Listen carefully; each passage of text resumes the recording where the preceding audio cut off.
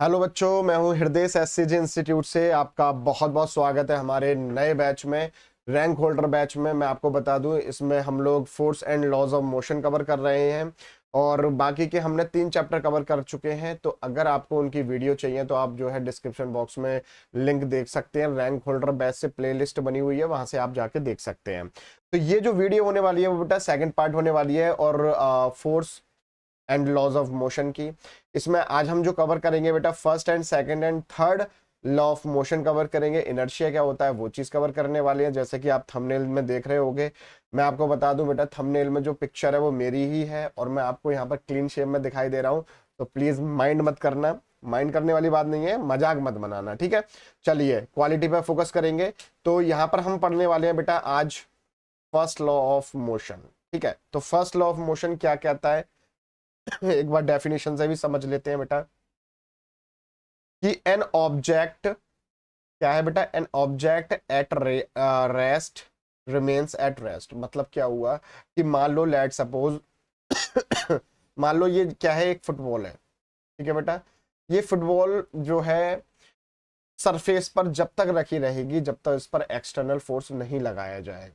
दोबारा समझने की कोशिश करते हैं बेटा कि अगर कोई भी ऑब्जेक्ट अगर रेस्ट पर है तो वो रेस्ट पर ही रहेगा। And on an object in motion remains in motion at constant speed and in a straight line unless acting on by an unbalanced force. मतलब कि अगर मान लो, लेट सपोज फॉर एग्जांपल, ये वाली जो फुटबॉल है वो क्या है, सरफेस पर रखी रहेगी। या फिर कोई फुटबॉल अगर वो चल रही है, मतलब ठीक है, अगर हमने उसमें फोर्स लगाया और वो चल रही है, वो जब तक चलती रहेगी जब तक कि उस पर कोई भी अनबैलेंस्ड फोर्स नहीं लगाया जाएगा। ध्यान से सुनना बेटा कि फर्स्ट लॉ ऑफ मोशन क्या कहता है आपका कि अगर कोई भी ऑब्जेक्ट जो है, मान लो ये क्या है, कोई भी ऑब्जेक्ट है, वो आपका रेस्ट में रहेगा जब तक उस पर कोई एक्सटर्नल फोर्स ना लगाया जाए। और यदि, ये भी डेफिनेशन है इसकी कि अगर कोई भी ऑब्जेक्ट मोशन में रहेगा जब तक कि उस पर कोई भी एक्सटर्नल फोर्स ना लगाया जाए। ठीक है, तो यही हमारा क्या था, फर्स्ट लॉ ऑफ मोशन था। और पढ़ लेते हैं बेटा इसके बारे में कि if it follow from the first law of motion that is absence of any external, यहां पर स्पेलिंग मिस्टेक होगी, ध्यान से देखना बेटा, एक्सटर्नल फोर्स। क्या कहना चाह रहा है कि it follows from the first law of motion that is absence of any external force. जैसा कि मैंने यहां पर बताया था कि फर्स्ट लॉ ऑफ मोशन में क्या होगा, कोई भी एक्सटर्नल फोर्स अप्लाई नहीं हो रहा होगा। ठीक है, अगर कोई भी बॉडी रेस्ट में है तो रेस्ट में ही रहेगी, अगर मोशन में है तो मोशन में ही रहेगी। ठीक है, a body continues to be in its state of rest और यूनिफॉर्म मोशन। तो वो क्या करेगी, कंटिन्यू करेगी, या तो वो रेस्ट में रहेगी अगर रेस्ट में है तो, अगर मोशन में है तो मोशन में ही रहेगी। Along a straight line, straight line में ही चलती रहेगी अगर कोई भी बॉडी मोशन में है। In other word the body can not change by itself its position of rest और यूनिफॉर्म मोशन। कोई भी बॉडी, अब जैसे फॉर एग्जांपल ये बॉक्स बनाया मैंने, ये बॉक्स क्या है, अपनी स्टेट चेंज नहीं कर सकता। अब स्टेट का मतलब क्या हो गया यहाँ पर, रेस्ट या फिर यूनिफॉर्म मोशन, यस और नो। तो जब तक उस पर एक्सटर्नल फोर्स अप्लाई नहीं करा जाएगा तो वो क्या है, अपनी स्टेट नहीं चेंज करेगा।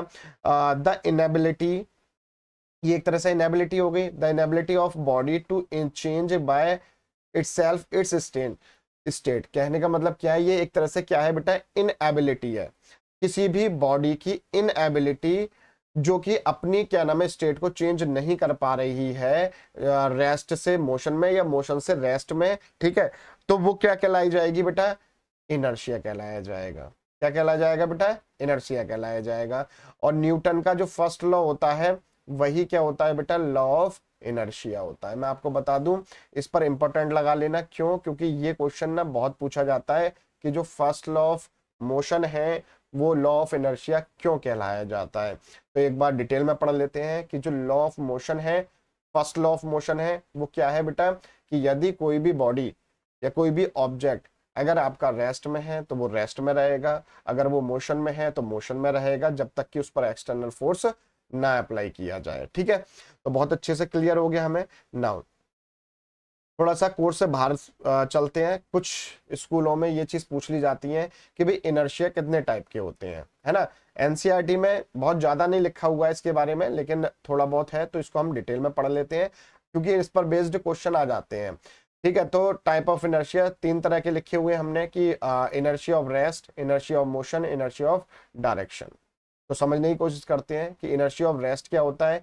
The tendency of body to oppose any change in its state of rest. कहने का मतलब क्या है, किसी भी बॉडी की एक ऐसी कोई टेंडेंसी जो अपोज कर रही है चेंज होने के लिए अपनी स्टेट में। ठीक है, इसको हम क्या कहेंगे बेटा, इनर्शिया ऑफ रेस्ट। एग्जाम्पल समझेंगे तो और अच्छे से क्लियर हो जाएगा। ठीक है, डेफिनेशन क्या लिखा हुआ है कि व्हेन अ बस सडनली स्टार्ट मूविंग फॉरवर्ड। अब मान लो जैसे आप लोग क्या नाम है बैठे हुए हो बस में, और बस जो है एकदम से चलती है तो आपको पीछे को धक्का लगता है।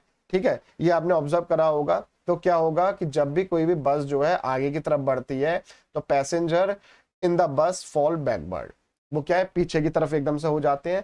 दिस इज बिकॉज, और ये क्यों हो रहा है, इसके पीछे रीजन क्या है। देखो बेटा, ये जो मैं एग्जांपल दिया है मैंने यहाँ पर आपको, वो आपका क्वेश्चन के रूप में भी पूछा जा सकता है कि भाई हम जब बस में बैठे हुए होते हैं और बस स्टार्ट होती है तो एकदम से हमें पीछे की तरफ धक्का क्यों लगता है। ठीक है, तो ये बहुत ज्यादा इंपॉर्टेंट है, तो इसको समझने की कोशिश करना कि दिस इज बिकॉज, ऐसा क्यों होता है क्योंकि जो लोअर पार्ट होता है हमारा बॉडी का of passenger being in contact with the floor. अब जो नीचे वाला हिस्सा होता है हमारा वो बेटा क्या है, फ्लोर से कनेक्ट होता है ना, कांटेक्ट में होता है ऑफ द बस। बस की जो नीचे वाला हिस्सा होगा, जैसे हमारी बॉडी है, हमारी बॉडी के नीचे वाला जो हिस्सा होगा वो बस के कांटेक्ट में होगा, कम इन मोशन। और जैसी बस स्टार्ट हुई तो बस तो क्या हो गई बेटा, मोशन में आ गई अलोंग विद द बस। ठीक है, on other hand the upper part of their bodies remain at rest. बहुत ध्यान से देखेंगे, अब नीचे वाला जो हिस्सा है वो तो क्या था, जैसे फॉर एग्जांपल मैं आपको और अच्छे से समझाता हूं। देखिए बेटा, ये पेन है, ठीक है। अब ये जो है ना, ये जो मेरा हाथ है ये क्या है, एक तरह से बस है। ठीक है, अब बस क्या है, मोशन में आ रही है ना, तो ये वाला, अब ये वाला जो पोर्शन है, नीचे वाला जो पोर्शन होगा वो क्या होगा, बस के कांटेक्ट में होगा। तो जैसे ही बस स्टार्ट होगी, ठीक है, तो ये आगे की तरफ जाएगा और ये वाला ऊपर वाला हिस्सा होगा वो पीछे की तरफ आएगा। रीजन इज दैट, क्योंकि ये वाला जो हिस्सा है हमारा अपर बॉडी जो है वो क्या थी, रेस्ट में थी, लेकिन ये जो नीचे वाला हिस्सा था वो किस में था, मोशन में था, क्योंकि वो बस के कांटेक्ट में है। तो जैसे ही बस स्टार्ट होगी वैसे ही क्या होगा, हमें पीछे की तरफ धक्का लगता है। ये वाली बात क्लियर हो गई। तो जैसे कि मैंने यहाँ पर एक्टिविटी में भी समझाया हुआ है कि यहाँ पर क्या दिखाई दे रहा है बेटा आपको, एक सिक्का हम लोगों ने क्या है, एक पीस ऑफ पेपर पर रख दिया है, और पीस ऑफ पेपर जो है हमने किस पर रख दिया है, ग्लास पर रख दिया है। ठीक है, पेपर नहीं, इसको हार्ड पेपर मानना। और जैसे ही आप क्या काम करते हो बेटा, बहुत तेजी फोर्स से इस पेपर पर जब आप फोर्स लगाते हो तो सिक्का क्या था हमारा, रेस्ट में था। ठीक है, और जैसे ही आप पेपर हटाओगे एकदम से पेपर हटेगा और सिक्का क्या होगा बेटा, नीचे गिर जाएगा। That is example of inertia of rest. बहुत अच्छे से क्लियर हो गया। नाउ नेक्स्ट बढ़ते हैं बेटा, इनर्शिया ऑफ मोशन। क्या कहता है इनर्शिया ऑफ मोशन, कि the tendency of body to oppose any change in its state of uniform motion. कोई एक बॉडी की टेंडेंसी जो अपोज कर रही है ताकि उसकी बॉडी जो है मोशन से चेंज हो जाए। ठीक है, तो ये क्या कर रही है, उसको स्टॉप कर रही है। ठीक है, अपोज कर रही है एक तरह से कह सकते हो आप। तो एग्जांपल देख लेते हैं, the passenger falls forward when fast moving bus stop suddenly. अब बिल्कुल अपोजिट एग्जांपल समझ लो बेटा।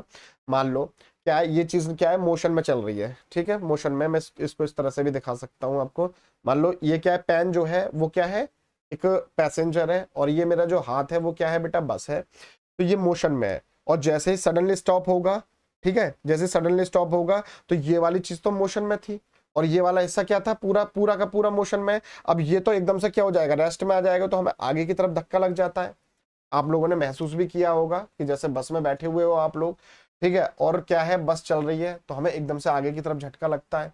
वो किस वजह से हो रहा है, क्योंकि पूरी जो बॉडी है हमारी वो क्या है, मोशन में है, और एकदम से वो रेस्ट में आ रही है क्योंकि ब्रेक अप्लाई किए जा रहे हैं। तो क्या होगा, पूरी जो बॉडी है वो आगे की तरफ धक्के से आगे आ जाती है। तो यही चीज तो लिखी है हमने इंग्लिश में, क्या लिखा है कि this is because the lower part of the body of the passenger comes to rest as soon as bus stop. जैसे ही बस रुकती है वैसे ही पैसेंजर की जो बॉडी होती है, लोअर पार्ट जो होता है वो क्या आ जाता है, रेस्ट में आ जाता है। But the upper part of their bodies continue to move forward due to the inertia of the motion. तो वो क्या है, जो ऊपर वाला हिस्सा होता है हमारा वो अब भी मोशन में होता है, लेकिन जैसे ही हम क्या नाम है जो है हमारा निचला वाला हिस्सा होगा वो किस में आ जाएगा, रेस्ट में आ जाता है एकदम से। तो हमें क्या है एकदम से आगे की तरफ, क्योंकि ये चीज तो ये वाला हिस्सा जो है वो क्या है मोशन में है, नीचे वाला हिस्सा क्या है रेस्ट में, तो हम एकदम आगे से आगे की तरफ आ जाते हैं। ठीक है, तो ये किसका एग्जाम्पल हो गया, इनर्शिया ऑफ मोशन। अच्छा, एक एग्जांपल और लेते हैं बेटा, जैसे यहाँ पर इन्होंने दिखा भी रखा है, जैसे ये बस है, ये ड्राइवर है लेट सपोज, ठीक है, और जैसे ही ब्रेक लगते हैं तो ये वाला जो हिस्सा है वो क्या आ गया, आगे की तरफ आ गया, है ना।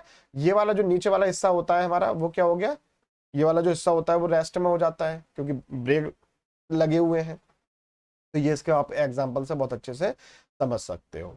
अच्छा, नेक्स्ट क्या है बेटा, इनर्शिया ऑफ डायरेक्शन। अच्छा, इसमें पढ़ लेते हैं कि the tendency of body to oppose any change in its direction of the motion. अब यहाँ पर क्या हो रहा है, मोशन की बात चल रही है कि मान लो कोई भी एक बॉडी है वो अपोज करेगी अपनी डायरेक्शन ऑफ मोशन को चेंज ना हो पाए। For example, when fast moving bus negotiate a curve on road। अब जैसे फॉर एग्जांपल जैसे हम लोग चल रहे हैं और एकदम से कर्व आता है, तो जैसे कर्व आता है तो जो बस है वो ऐसे चली और फिर कर्व आने के बाद ऐसे हो जाती है, तो हम लोग क्या है इस तरफ से हो जाते हैं। आप लोगों ने बहुत बार महसूस किया होगा। तो यहाँ पर भी सिंपल क्या है, फिजिक्स लग रही है, बस सोचने वाली बात क्या है, इन टर्मिनोलॉजी को बोलते क्या है वो चीज समझो। ठीक है बेटा, क्या कहा हमने कि when a bus moving bus negotiate a curve on the road, the passenger fall towards the center of the curved road।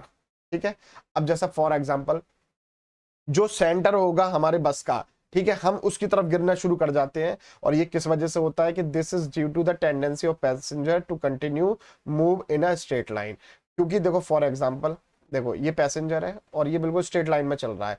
अब जैसे ही कर्व आएगा, अब कर्व आया तो जैसे ही आप लोगों ने देखा होगा या तो आप खिड़की की तरफ ऐसे करके हो जाते हो या फिर बस के सेंटर की तरफ इस तरह से हो जाते हो, डिपेंड ऑन कि वो किस तरफ कर्व ले रही है। ठीक है, तो इस पर कंफ्यूज मत होना। तो ये क्या है, डायरेक्शन चेंज हो रही है ना। तो ये चीज किसका एग्जांपल हो जाएगा, इनर्शिया ऑफ डायरेक्शन का। चलिए अब बेटा, अब है हमारे पास सेकंड लॉ ऑफ मोशन। ये जो है थोड़ा सा इसमें डेरिवेशन है और ये इंपॉर्टेंट इसलिए हो जाता है मेरे प्यारे बच्चों क्योंकि यहाँ पे डेरिवेशन देखने को मिल जाएगा आपको। ठीक है, तो पहले तो समझ लेते हैं कि ये क्या होता है, सेकंड लॉ ऑफ मोशन क्या होता है बेटा। कि मैं अगर आपको एक लाइन में बोलूं कि rate of change of momentum, ठीक है, rate of change of momentum is directly proportional to the force. मतलब कि इसका मतलब क्या हुआ, बहुत गहराई से समझते हैं। देखो बेटा, मोमेंटम क्या होता है, पी से डिनोट करते हैं और पी का फॉर्मूला क्या होता है, एम वी। एम क्या है, यहाँ पर मास है, ठीक है, और ये जो वी है वो क्या है, हमारी वेलोसिटी। ठीक है, बहुत अच्छे से क्लियर हो गई। पहले इसका डेरिवेशन समझ लेते हैं, इनिशियल और final momentum of object. Initial मैंने P1 मान लिया और फाइनल मैंने P2 मान लिया। अब इनिशियल के लिए मैं बता दूं आपको, हम U यूज करते थे, ठीक है, पिछले चैप्टर में आपने पढ़ा होगा। और फाइनल के लिए क्या पढ़ते थे, V पढ़ते थे। यहाँ पर जो U है वो बेटा इनिशियल वेलोसिटी है, ठीक है, और जो V है वो आपकी क्या है बेटा, फाइनल वेलोसिटी है। ठीक है, तो P1 इज इक्वल टू क्या हो जाएगा, mu, और P2 क्या हो जाएगा आपका mv। अगर मैं आपसे कहूं कि बेटा चेंज इन मोमेंटम, तो मोमेंटम में जो चेंज आ रहा है वो क्या आएगा, ठीक है, डायरेक्टली प्रोपोर्शनल P2 में से मैं क्या करूंगा बेटा, P1 को सब्ट्रैक्ट कर दूंगा। क्या किया मैंने बेटा, यहाँ पर P2 माइनस में P1, P2 की वैल्यू क्या आ गई, mv माइनस में mu, m कॉमन ले लिया यहाँ से तो v माइनस u बचा। यस और no. Rate of change of momentum, ध्यान से देखना बेटा, जब हम रेट लगा देते हैं तो रेट का मतलब होता है डिवाइडेड बाय टाइम। तो जब हम टाइम से डिवाइड कर देंगे तो यहाँ पर क्या था, हमारे पास m था।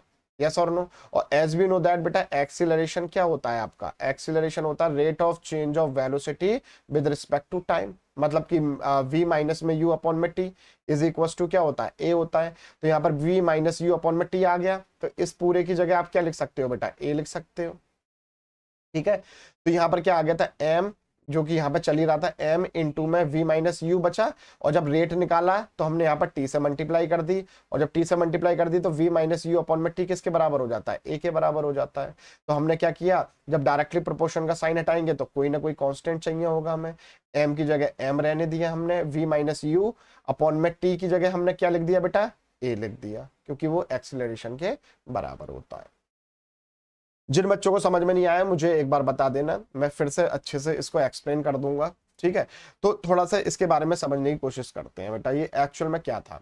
देखो क्या था, उन्होंने ये कहा कि भाई जो फोर्स है ना आपका, वो क्या है, rate of change of momentum with respect to time, ठीक है। तो मोमेंटम में चेंज हो रहा था, है ना। तो जो हमारे पास जनरली फॉर्मूला निकल के आया वो क्या आया, पहले तो वो देख लेते हैं। आपके पास फॉर्मूला आया F इज इक्वल टू के एम ए, ठीक है। इफ के की वैल्यू बेटा मैं 1 रख दूं तो F इज इक्वल टू क्या आ जाता है हमारे पास, एम ए, और एम ए ही क्या होता है हमारे पास, सेकंड लॉ ऑफ मोशन होता है। और इसी फॉर्मूले पे बेस्ड बहुत सारे न्यूमेरिकल इस चैप्टर में आपको देखने को मिलेंगे। तो मैंने थर्ड पार्ट जो है वो सिर्फ और सिर्फ क्वेश्चंस के लिए छोड़ दिया है। इस वीडियो में हम पूरी थियोरेटिकल पार्ट कवर करने वाले हैं, ठीक है। ये आपका मिलेगा बेटा किसमें, नेक्स्ट पार्ट में, जो इसके क्वेश्चंस होंगे, ठीक है।